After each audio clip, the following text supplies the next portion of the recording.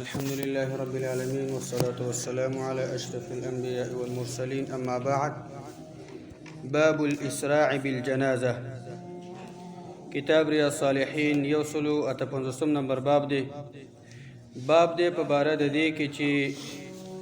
په جنازې باندې به تیزوالی کېدلی شي. مړی چې وشي نو سنت عمل دا دی او شرعي طریقه دا ده چې جنازه به زر دا وړلی کېږي او خښول کېږي به دا به ایسارېږي نه. الحمدلله چې پخوانه رواجونه ډیر زیات د دین په پوهېدلو سره کم شوي دي او زمونږ او ستاسو معاشره کې الحمدلله د قرآن او سنت ډیر زیات عملونه دا د پخوا په نسبت باندې ډیر زیات ښه شوي دي. خلک تاسو وګوره جنازې وشي دویمې ورځ ته ساتي، درېمې ورځ ته ساتي، صبر کوه پلانکې راشي، دا اعلانات ورله کېږي او قسمه قسم رواجونه ورباندې کېږي. نه، شرعي طریقه دا ده چې مړی وشو هغه د هغې دغه شان د کفن د هغې غسل او د هغې ښخول چاته ایسارول بالکل دا نشته دی. دا غیر شرعي طریقه ده چې مړی چاته ایسارول او پلانکې راشي او صبر وکړو جنازې غټه شي او په جنازو باندې فخرونه کېږي زمونږ داسې جنازه وه د پلانکي داسې جنازه. دا ټولې عبث خبرې دي ځکه د الله نبي پیغمبر صلی الله علیه وسلم موږ تاسو ته فتوا راکړې ده په یو جنازه 40 کسان ودرېدل، په یو جنازه مؤمنان 100 کسان ودرېدل. دا مړ الله تعالی د دوی په سفارش باندې معاف کوي. الله دې موږ تاسو معاف کړي.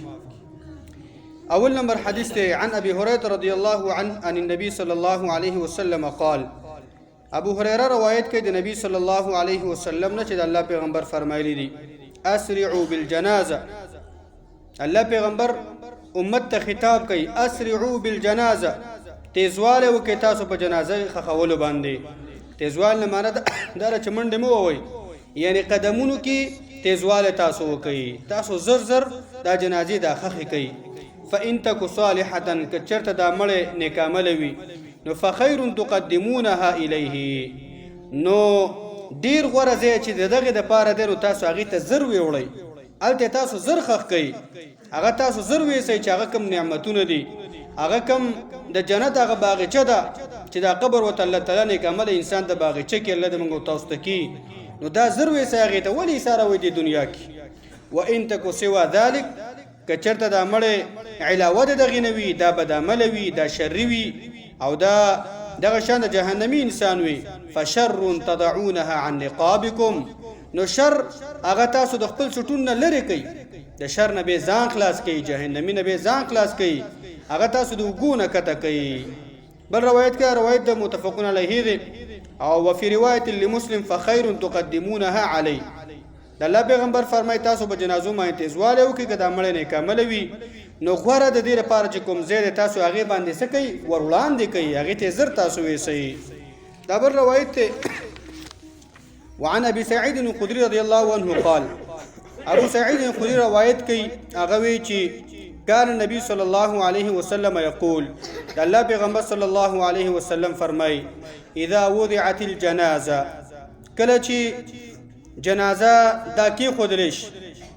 مړي ته کفن ورکړی شي، غسل ورته ورکړی شي، دا کېښودلی شي، نو فاحتملها الناس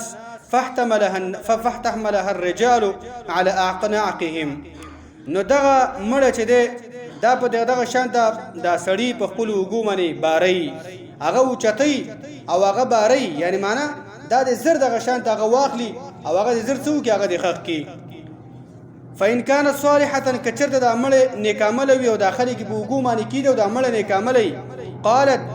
نو دا مړی وی قدموني تاسو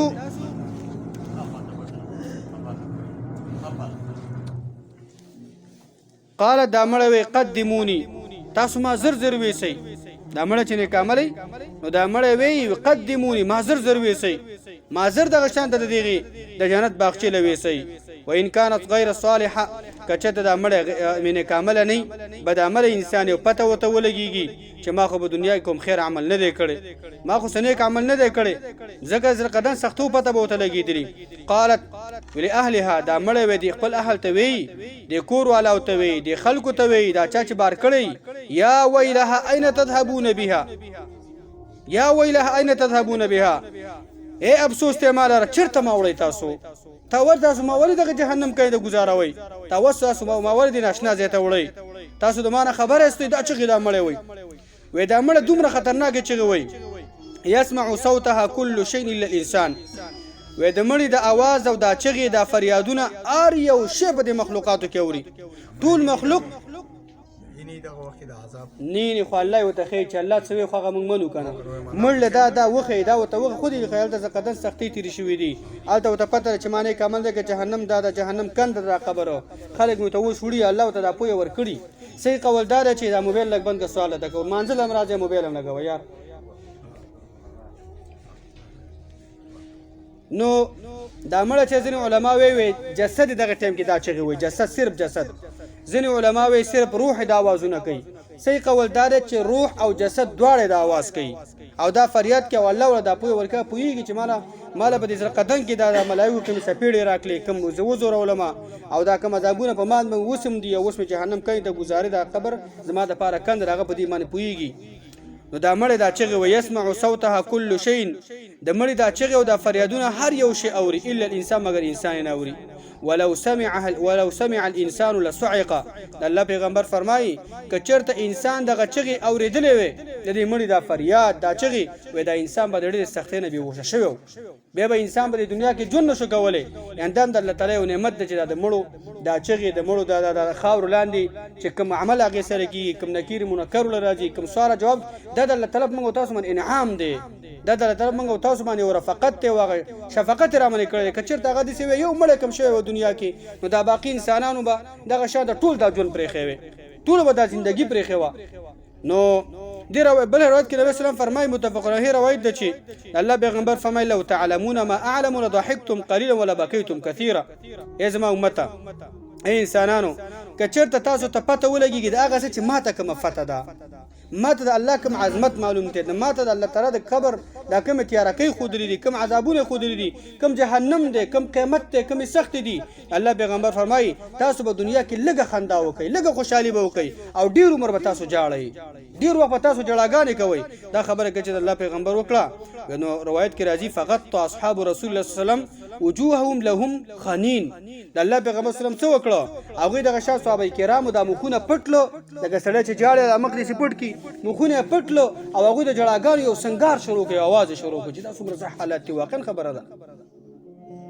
نو دې روایتونو کې مقصد دا دی چې مړ کله وشي د سنت عمل دا دی چې مړ زر خول دا بکار دی خپلوان ته پردي ته یو ته بل ته پلانکې دي سه راځي او پلانکې خان راځي او پلانکې زما رور راځي او سبا کو بچي د پلانکې ځای راځي دا ټول چټي خبرې دي دا ټول غیر شي خبرې ګور د الله پیغمبر سلام یو زنانه وا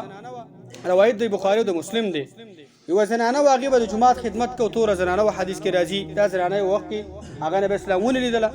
چې جماعت کې خدمت کو نو د الله پیغمبر ته پوښتنه کوي چې زنانه چیرته ده د زنانه باره کې ته خبر ورکړی شو چې الله پیغمبر وفات شوی ده